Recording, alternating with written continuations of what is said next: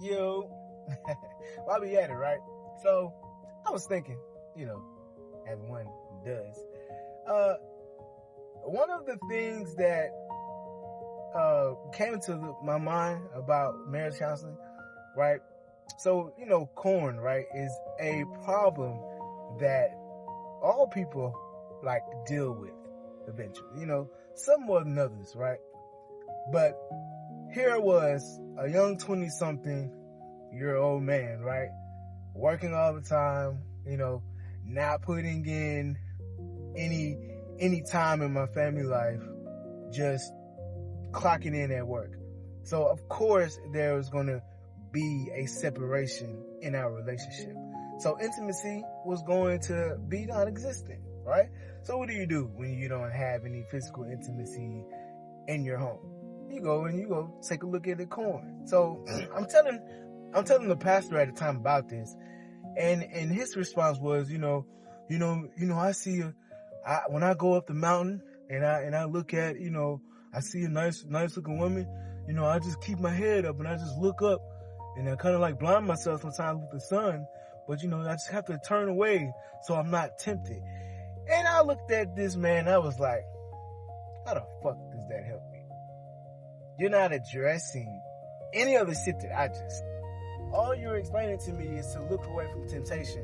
When at the beginning of the day, right, temptation is going to be every fucking where. It's like when you get a new car, right, and your car is like, oh, you can't look at this beautiful 911 turbo Porsche, goddamn, or Ferrari, or this truck. Like, I already know I have this beautiful thing in front of me, but there are gonna also be other beautiful things around me, because you have to have enough internal power to realize that you can see these beautiful things and not act on the action. For one example.